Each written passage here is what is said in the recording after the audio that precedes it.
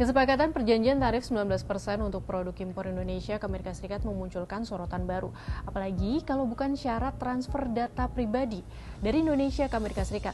Bagaimana respons pemerintah, terutama Kementerian Komunikasi dan Digital terkait hal ini?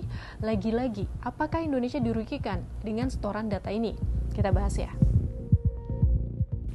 Pada Selasa 22 Juli 2025, White House merilis joint statement dalam kerangka kerja Indonesia-Amerika Serikat tentang perdagangan resiprokal atau timbal balik. Di sini Indonesia berjanji mengatasi hambatan yang memengaruhi perdagangan jasa dan investasi digital. Indonesia juga memberikan kepastian mentransfer data pribadi dari Indonesia ke Amerika Serikat. Di keterbukaan informasi, lembar fakta Amerika Serikat menegaskan Indonesia akan memberikan kepastian mengenai kemampuan untuk memindahkan data pribadi dari wilayahnya ke Amerika Serikat melalui pengakuan Amerika sebagai negara atau yurisdiksi yang menyediakan perlindungan data memadai berdasarkan hukum Indonesia. Menurut penasihat kebijakan publik dari Access Partnership Bredipta Soekarana, lembar fakta kerangka kerja perjanjian perdagangan resiprokal Amerika Serikat RI yang dirilis Gedung Putih tidak secara eksplisit menyebutkan Amerika Serikat menolak lokalisasi data. Pemerintah Amerika Serikat menuntut kepastian ketentuan pertukaran data pribadi dari Indonesia. Lokalisasi data merupakan istilah untuk merujuk kepada undang-undang atau peraturan yang mewajibkan data terkait warga negara atau penduduk suatu negara untuk dikumpulkan, diproses, dan atau disimpan di dalam wilayah negara tersebut yang seringkali membatasi transfer data tersebut secara internasional. Menurut Bredipta, makna dari kesepakatan itu adalah pemerintah Amerika Serikat menuntut kepastian ketentuan pertukaran data pribadi atau free flow data dari Indonesia. Konsekuensinya, RI harus segera menyelesaikan peraturan turunan dari Undang-Undang Nomor 27 Tahun 2022 tentang perlindungan data pribadi sampai pembuatan Lembaga Pengawas Perlindungan Data Pribadi.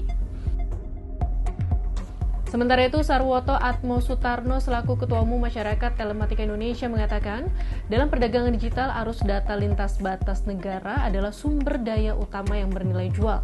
Selama ini Indonesia dan negara berkembang pada umumnya berlindung di ketentuan Organisasi Perdagangan Internasional. Sebenarnya ada konsep free flow data with trust atau arus bebas data dengan kepercayaan. Namun Indonesia sebagai negara konsumen berada dalam posisi lebih lemah.